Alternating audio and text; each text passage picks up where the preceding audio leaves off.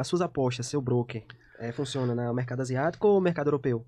É Bet365 ou Bet365. Bet365. Bet365. Olha só. O desajuste e os limites hoje, na maioria das ligas, não estão na Pinnacle. Certo? Principalmente os limites. A gente consegue hoje depositar um valor muito considerável dentro da Bet365. A única questão é lidar com a limitação que todo mundo sabe. Todo mundo sabe que isso daí é uma realidade, então quando você entra, você já entra sabendo disso daí. E é uma limitação oficial. Quando a Bet365 te manda uma cartinha lá e diz que vai ser aplicada restrições, ele está te oficializando isso para você. Sim. Quando eu chego na Pinnacle, na abertura da segunda divisão do hockey americano, e ela só me deixa colocar R$250, ela tá me limitando, mas sem me mandar uma cartinha. Certo?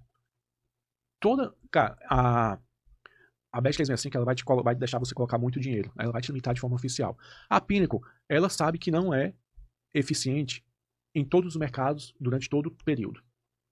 Ela sabe que ela possui vários períodos de ineficiência. Ela sabe que a política dela de não limitar a faria se dar muito mal. Ela tem consciência disso. Não se engane. Aí o que ela faz? Ela coloca juices enormes em alguns mercados, certo? Em algumas ligas, em alguns esportes, além de limites ridículos.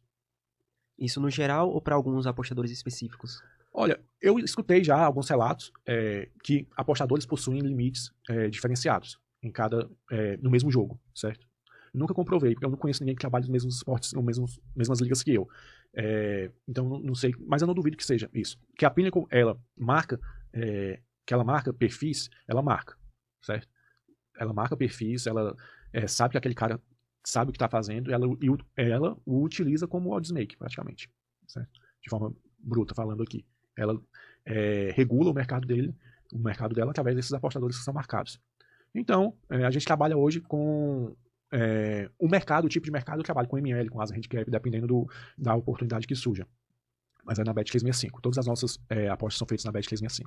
Esse é um outro ponto que o mercado acabou amadurecendo muito, porque no passado, inclusive eu até defendi um ponto, que hoje eu percebo que não precisava esse debate, né? Mercado europeu, mercado asiático, casa recreativa, casa profissional. Você tem que ir para o mercado profissional, você tem que ir para a casa asiática. Como é que você enxerga todo esse debate que aconteceu no passado e a realidade do hoje? Isso é um exemplo de evolução da nossa escola, da nossa comunidade, sabia? Lá em 2019, as nossas conversas, a minha expectativa era que a minha ideia era que o caminho seria eu me especializar em trabalhar apenas em casas asiáticas. Asiática mesmo que a gente trabalha hoje no Brasil é a Pinnacle, ou então em algum broker, né?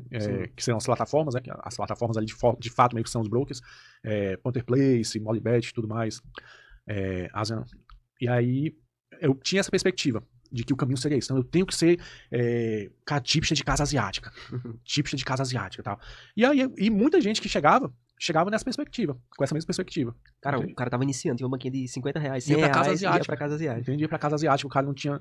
E então, foi eu vejo um amadurecimento da nossa comunidade acerca disso. É meio controverso. Não, mas, cara, quando você compreende que o que importa são probabilidades, que você tem que buscar as melhores odds, você tem que buscar o desajuste, você está sendo muito mais, você está tendo uma mentalidade muito mais profissional, de apostador mesmo, do que do camarada que vai apostar num campeonato, numa liga lá na Pinnacle, por exemplo, que vai abrir 12 horas antes já totalmente ajustado. Totalmente ajustado, entende?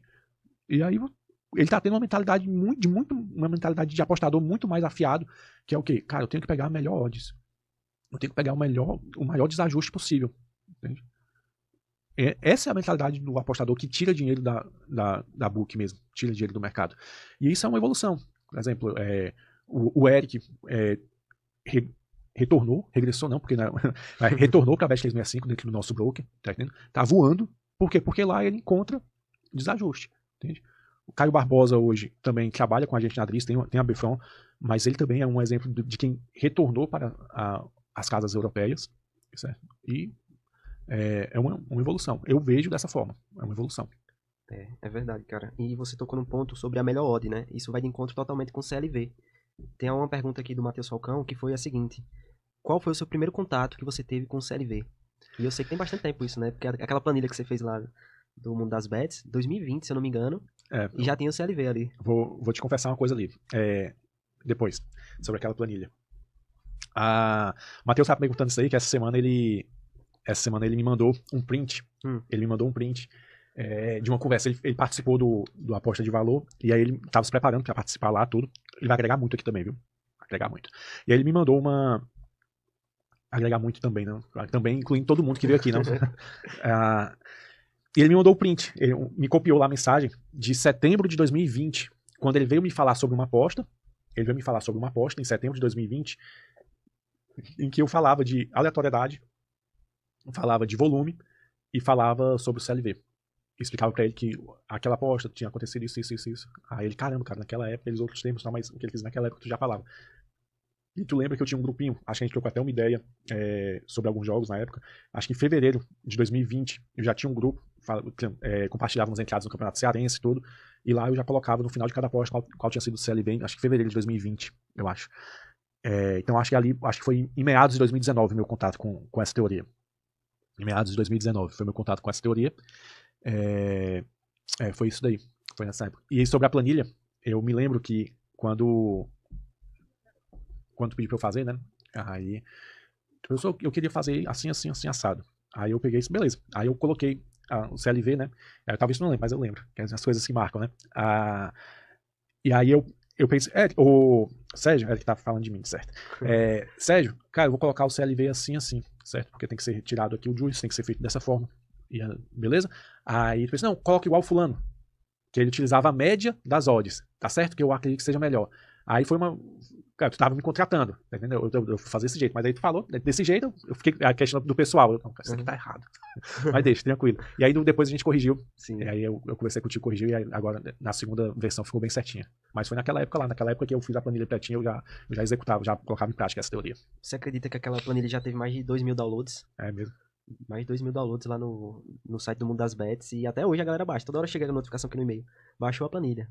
Foi o que fez. Ela é bem completinha. Trabalho medonho.